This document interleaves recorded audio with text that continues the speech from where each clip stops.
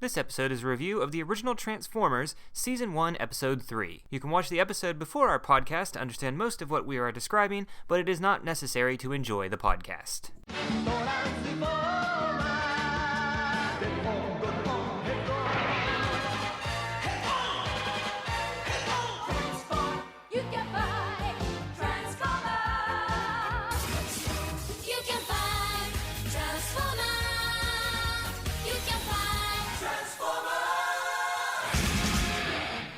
Welcome back, everyone, to Episode 3 of the soon-to-be titled Transformers podcast. We gotta get that done with. Would you like to take a stab at the description of this episode? I actually remember this one a lot for some reason compared to the second episode. Hi, everybody. I am Thomas Berger. Yes. Hello. I guess this episode, I can't forget the first part, obviously. The first part starts off with Optimus continuing to roll down a hill, or having finished just roll down a hill after friends got blown up in the cave, but clearly that doesn't matter because we're worried about Roller and whether or not Optimus can transform, get over his transformer dysfunction. I can do it. It's like the whole minute of him trying to just transform. Yeah, and then right after that, their whole grand plan goes up in smoke. The only thing that happens is Optimus, Bumblebee, and Sparkplug get hurt. The Decepticons just blow a hole in the roof and escape with all the Energon. Just like, yeah, this is a big waste of time. You guys are losers. Yeah. And they gotta make a plan to try to catch the Decepticons, but then Megatron realizes he's being set up. Then he's able to go and deceive them so he can steal the rest of the energy without the Autobots interfering. They make the spaceship and try to go home. And of course, the Autobots, in a last-ditch effort, are able to stop the Decepticons from going home to conquer Cybertron. Though what are they conquering, really? It's only like a planet with Shockwave on it, right? Well, at this point, Optimus has hinted that it won't just stop there. Once they have enough, if they have enough Energon, they'll conquer the universe. That makes a lot of sense. For those of us who might not have been listening for a while, we've got something special for you. Now we're going to hear how Optimus Prime himself tells us the story of these episodes. He's always got to show us up, like we're not capable of telling the story right. That was pretty good. Come on, give us a break. Prime, since my teacher knows you're my friend, she said I could give you a sneak preview of our special project. Finally. But first, the end of the story. But I told you how the Autobots crash-landed on Earth. And how the computers revived the Autobots and the Decepticons. We shall return home with the power to build the ultimate weapon. You know, they never actually described that ultimate weapon. And conquer the universe. And how we met the human Spike. What other tricks can you do? Try this one, Spike. Now you see me. Now you don't. Incredible. Yeah, but you also left me hanging. Now. Bumblebee and Spike went into the cave to plant an explosive and bury the Decepticons. But they were captured before they could get out, and the bomb exploded. And you were sent crashing down the side of the mountain. Prime! So you gotta finish the story first. Then you promised to show me the project? I promise. Well, it was that fall that really rattled my transmission. But luckily, the other Autobots were around to help me out. And now I'll stop narrating for the rest of the episode. Like, how more interesting would this be to actually hear parts of this episode sprinkled out with Optimus's narration? Him just saying, oh, yes, and in that part we did this, or da-da-da. Like, at least make it a little bit different than just have it be a clip show all the time. Instead, make it Optimus reflecting on what's going to happen. It's just acting like he's going to tell the story and then not telling the story. Yeah, and then not telling the story because it transitions into the episode. Yeah. Prime, that was quite a tumble you took when that bomb went off. It's nothing compared to the tumble I take later when I pursue Megatron into outer space. Prime, a little advice. Next time, take a spaceship. What would I do without you, Tommy? As Optimus hides his murderous rage. I don't know, but you're gonna have to try. I really gotta get back to Autobot City. Can you give me a ride? Sure, if you just tell me what this project is all about. Prime, next time I promise to tell you everything. When I transform your day into an adventure.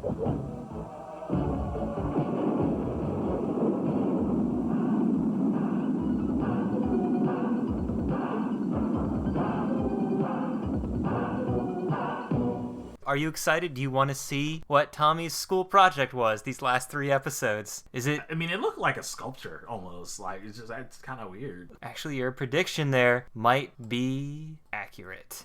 Are you ready for it? A sculpture of what, though? That's going to be the thing. All right, the story's finished. So now can we look? He really wants to know. Sure. Tommy, I don't know what to say. Even my own programmer. He made a bust of Optimus Prime for his school project with his soldering skills. Even my own programmer couldn't tell the difference. But what's it for? We're going to present it to all of the Autobots to celebrate the anniversary of you guys coming to Earth. And what better way to celebrate than with a statue of the greatest Autobot of all, Power Master Optimus Prime. Now in stores. Buy him now. I'm gonna sell that bust. See, when this came out, Power Optimus Prime was out, and I think it was just, he had a human or alien Nebulon that transformed into his transistor that you put him in his stomach, and it was supposed to grant him more power. Okay, yeah, I've never really heard of that. That's not something I'm familiar with. Yeah, it plays a bigger point in the Japanese Super God Master Force show, where the humans actually become the transistors of the robots. They got to animate it all up, got to give them all these extra powers and stuff. Good old-fashioned robot fist, that's all that we need. So, for Generation 2, was there any differences? Well, here's another weird thing. There is a second version of this episode for Generation 2, so technically there's 4 versions of this episode total. Apparently for one of the toys, they put this episode in it re-edited in one of the toys, but didn't make it really well. And apparently a lot of the sound effects and audio tracks don't match what's going on with the screen. Really? So I find that pretty interesting. I'd like to try to track down that and add it to my massive giga suplex of Transformers episodes that I have. Let's head on to the next segment about what we liked and didn't like about this Transformers episode. Me, Grimlock, no like you. I think the first thing I liked was that we got another rematch between Hound and Rumble. Oh, yeah, we did. He's like, oh, so here's the thing that I thought was interesting. It's not an animation error, but Hound fights him and he says, I owe you for that dam. and then while he's saying that, water bubbles are coming up in front of him. At first, I think they're just reusing a scene. Yeah. But instead, they're actually putting that over the new scene, and so it's actually an artistic choice. Why?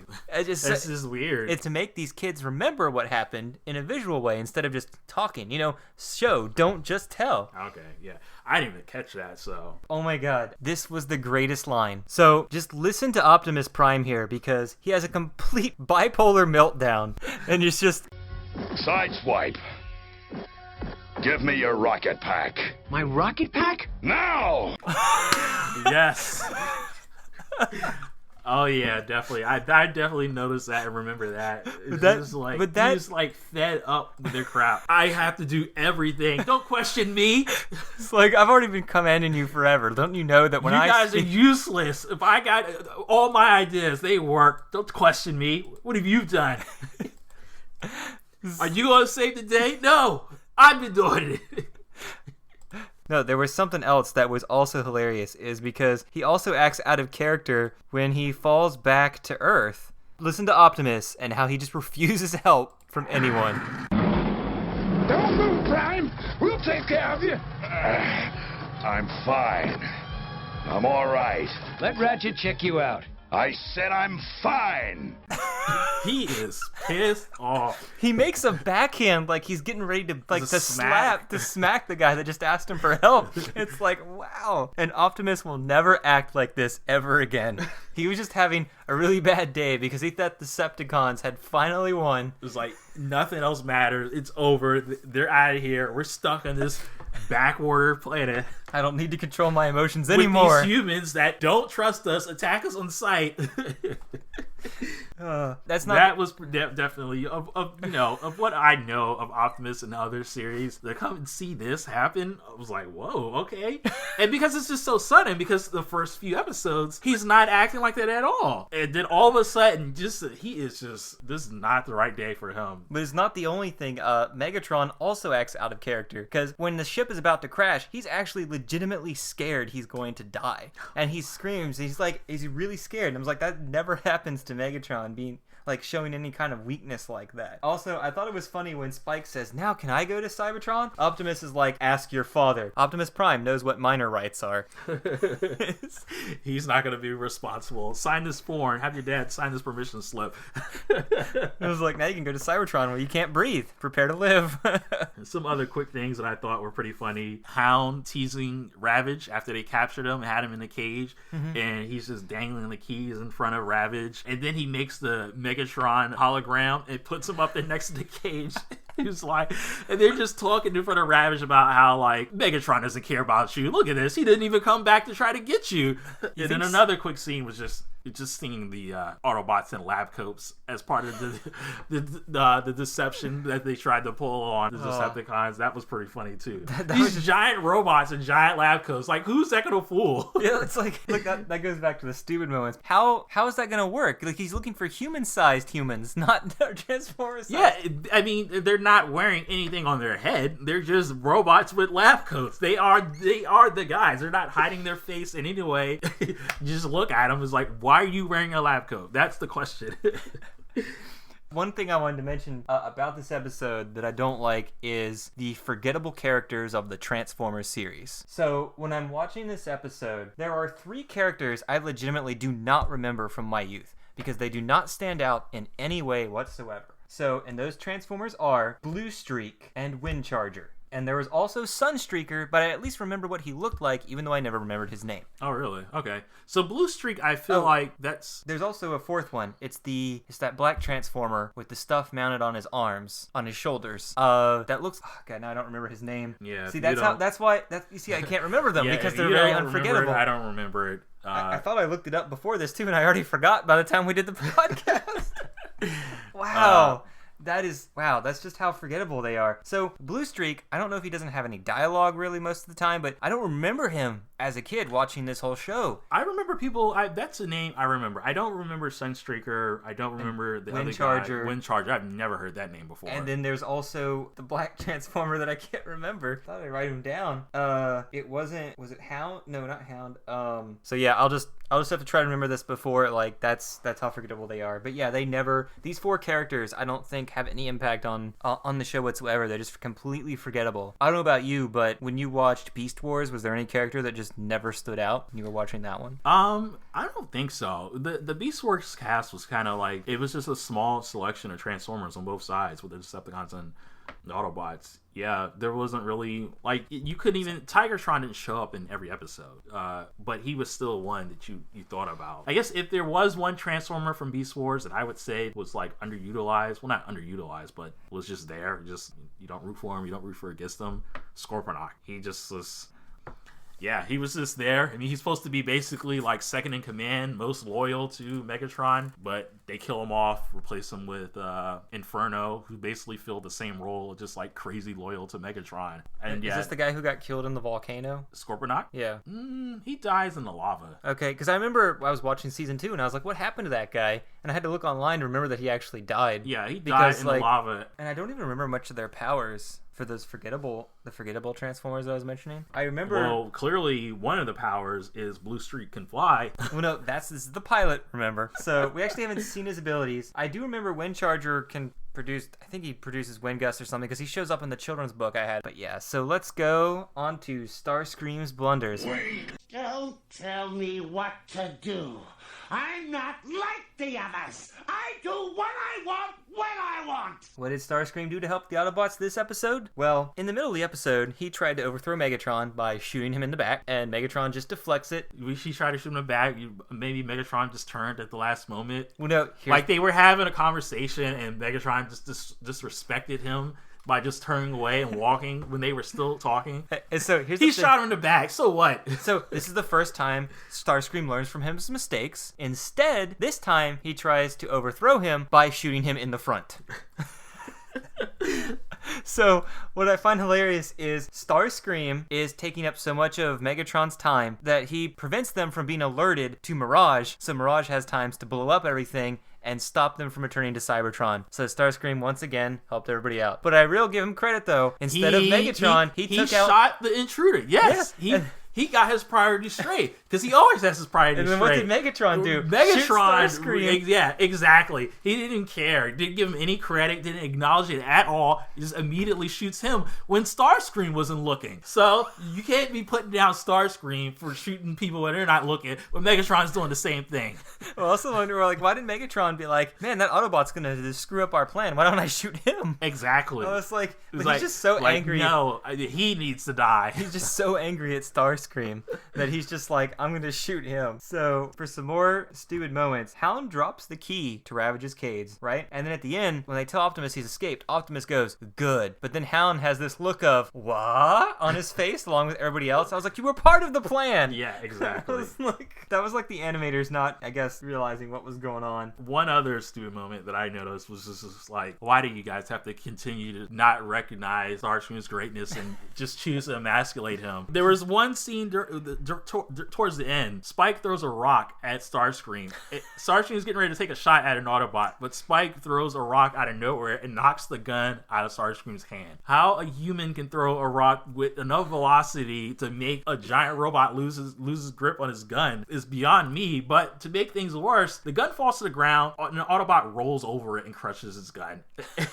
And I remember he's just like, who did that? Yeah, he can't find him. He screamed, "Hey, who did that?"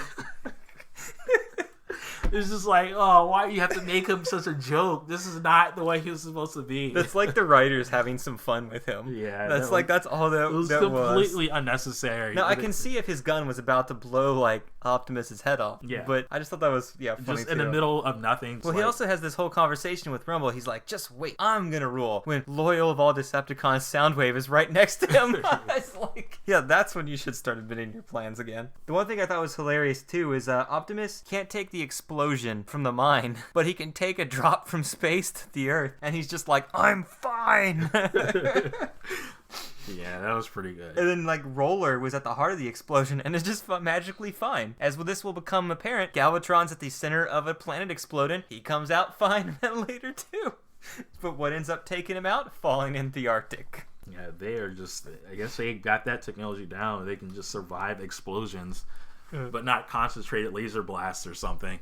So I want to talk about two dialogue options that were just weird. When you hear them come out of Transformers' mouth, they don't make any context because they're human sane. So Mirage was like, can you make a 4-car garage? When asking Hound about his holograms. And I'm like, do you want to enslave other Autobots and put them in your garage? Oh, wow. Oh my god. Is that what you want to do? Is that your like secret id coming to the forefront? I didn't even think about that. And another time, Optimus is like, you're in the driver's seat now, Megatron. How does that even make sense? You guys drive yourselves. Yeah, it was also kind of weird, a small minor thing, how they know all about the belts, the seat belts and stuff, and telling the humans like buckle up and all that stuff. They care about motor vehicle laws, like a cop's gonna come out there and give him a ticket because a passenger's in the car without his seatbelt. Well, you know what that is, because this is a cartoon for kids, and we can't show people not driving without seatbelts. Can't be reckless.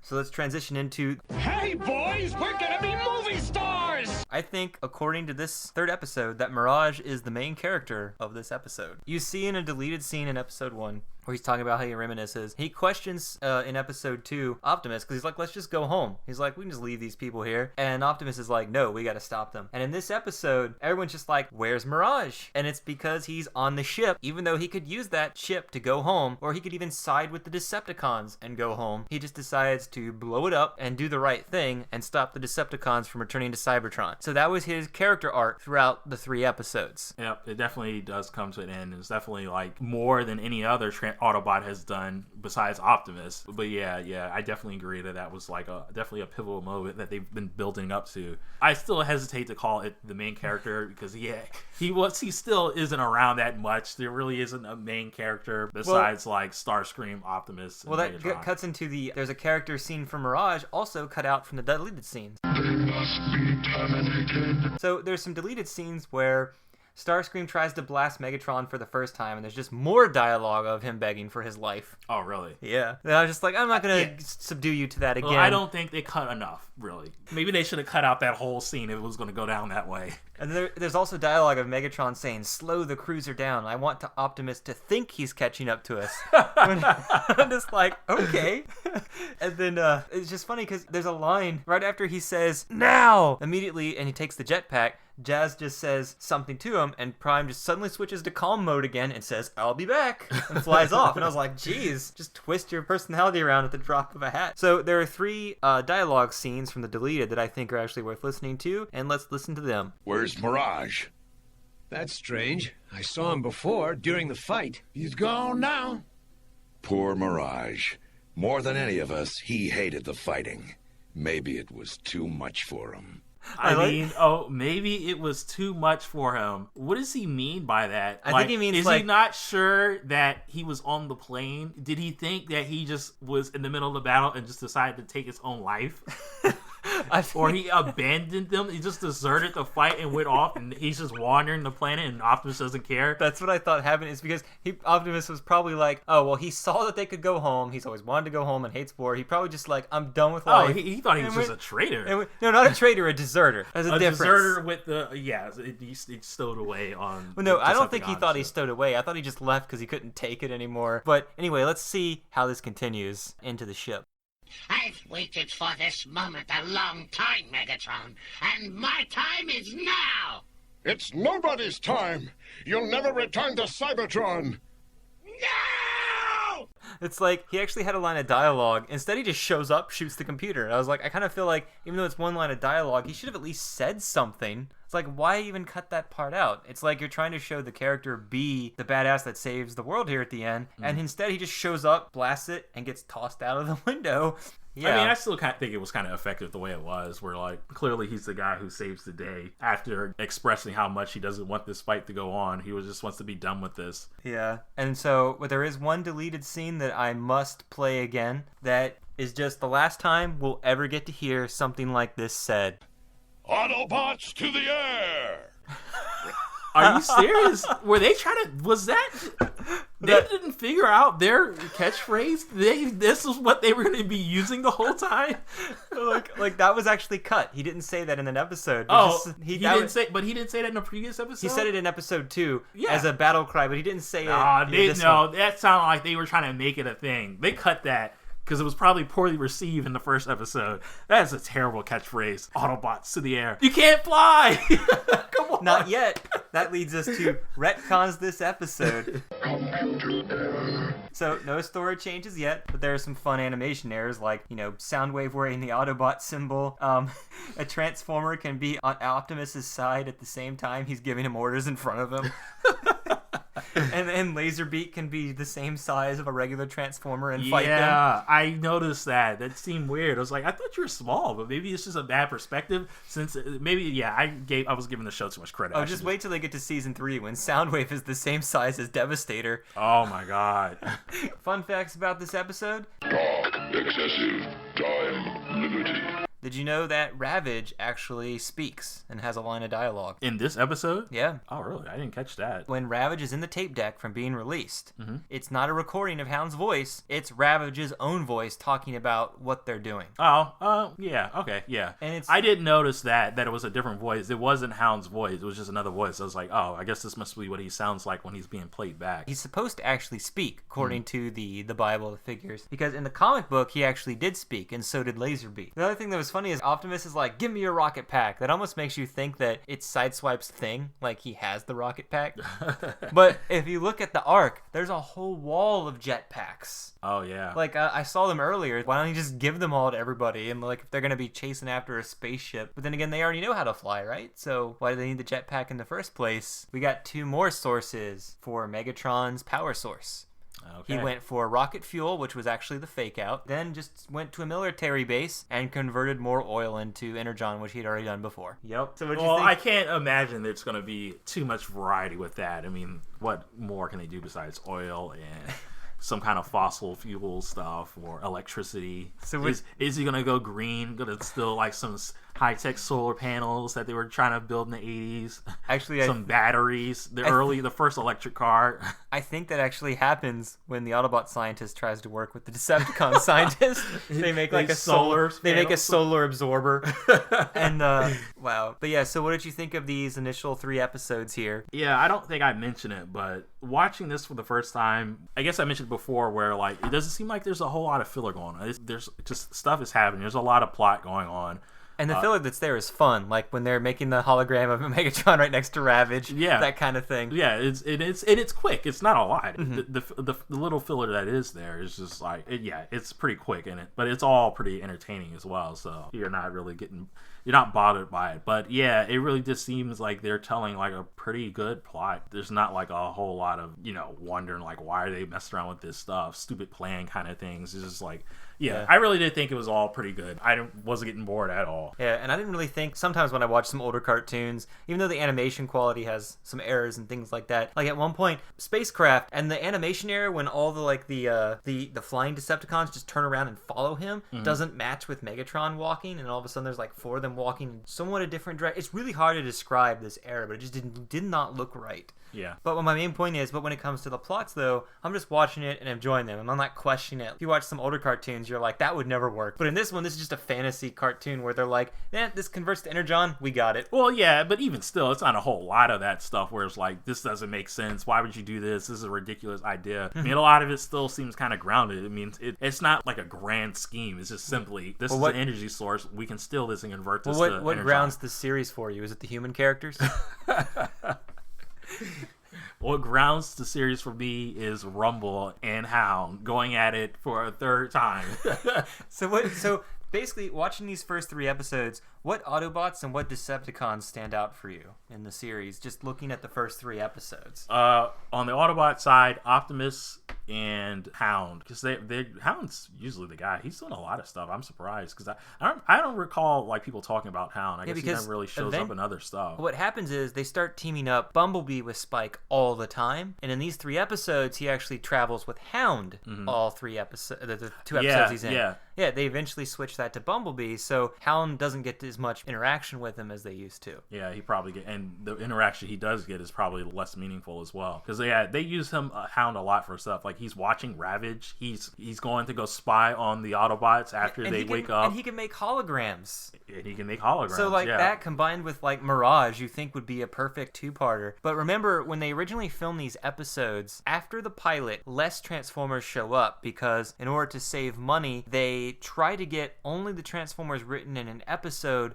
who the voice actor already voices 3 of them, so they won't have to pay other actors. So that's why only certain Transformers will show up from time to time in future episodes like that. Okay, yeah, that makes sense. On the Decepticon side, Megatron, obviously, Starscream, definitely, Soundwave, because he's kind of like the Hound of the Decepticons, where like he's being used for everything. He's the guy to go to. So Mirage? I'm surprised that I don't know if it's what is it, Thundercracker? What's the name of the other flyer that Thundercracker and Skywarp. Skywarp, yeah. I'm surprised. I'm not sure. One of those two are definitely being used a lot more than I would have expected.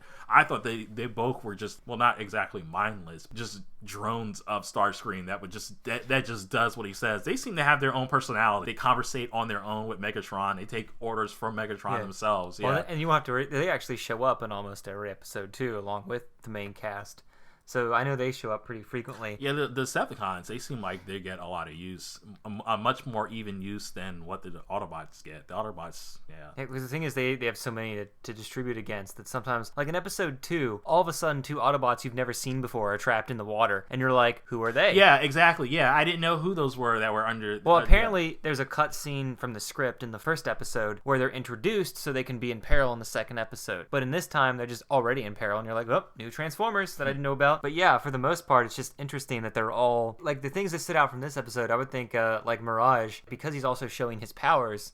He got a lot of play in these episodes too, aside from Hound and, well, of course, Spikes and Sparkplug, and I'm trying to think of any Autobots. Ironhide has some dialogue, but he just doesn't do anything memorable. Yeah, Wheeljack has dialogue. he doesn't really do a whole Yeah, lot. Ratchet, I think, is called upon. Yeah, but they don't really do a whole lot. I mean, I think one Ratchet or Wheeljack was it that were doing the Autobot roll call. What's interesting is because Wheeljack and Ratchet will be more prominent in the series as it goes on. I know they stand out a lot more. Yeah, those two are definitely names that I hear often as far as like, you know, and also, most all things Transformers. And also Wheeljack's voice was different. Well. Like Wheeljack's voice was different in the first 3 episodes from what it would become, because when he first talks in the first episode, I guess he was trying to establish the voice, because when I first heard him I was like, that sounds a little different than what I was used to his voice sounding like. But so you ready for the character segment? So this character we got, Mirage.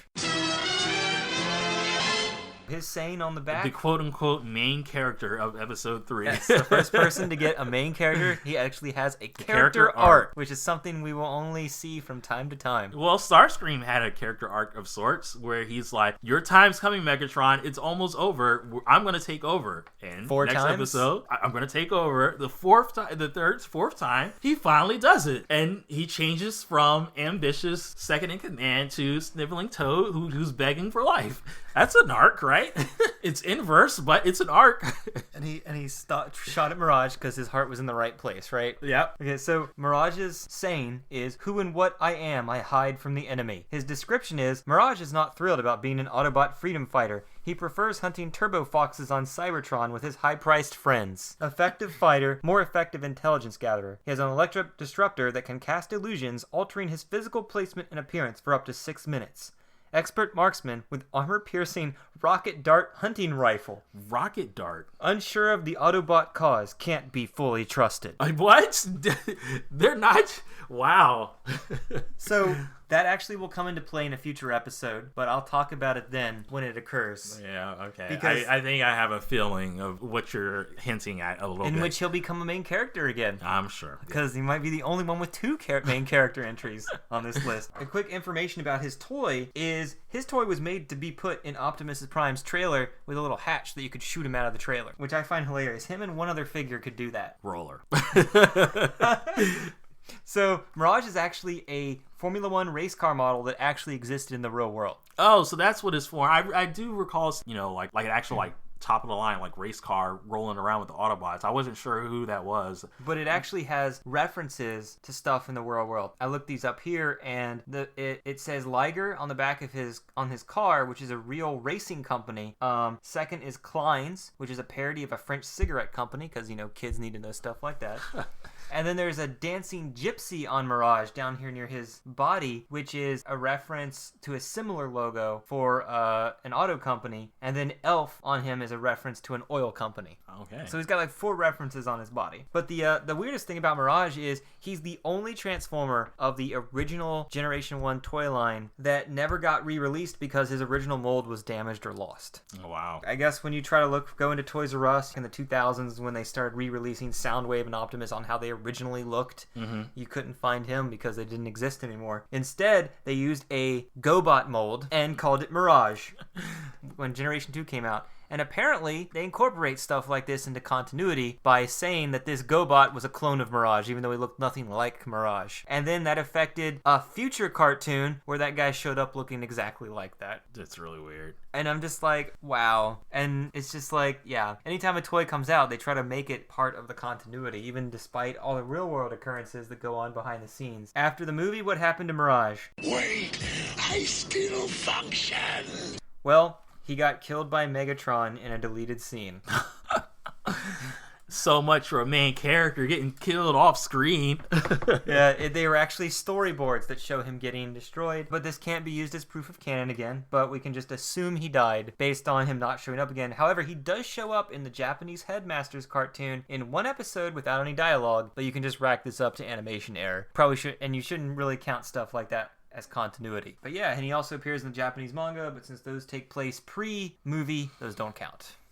All right. Nate, what are your final thoughts on that trilogy? This is good, huh? Definitely thought that was a good start, a good introduction to the series. It definitely were any moments that were like dragging. It was all pretty entertaining. Yeah, good balance of like comedy, like good action. Well, I think my wife came out when Optimus Prime was getting angry at his fellow primates, and she's just like, "Whoa, what is going on here?" Like this, I didn't know that this was what Transformers is about. She just keeps walking, and just shakes her head.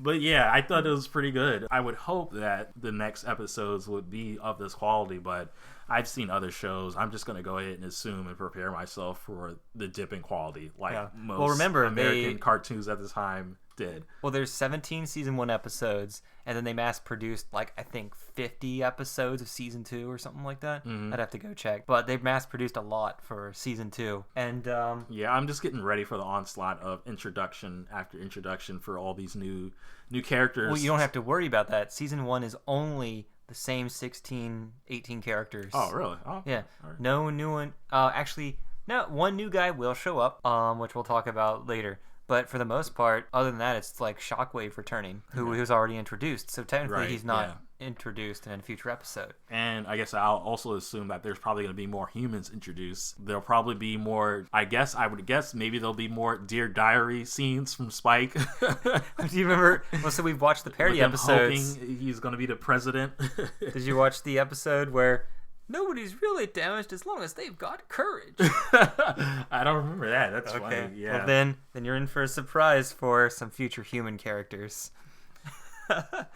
But no, there's one last thing about Mirage. I do remember him really specifically from the series, mainly because of these episodes, and I remember he shows up from time to time in some of the episodes, just not doing too much, and just his power stands out, being able to turn invisible or fight somebody in the back. Right. I always thought that was kind of cool when I was a kid.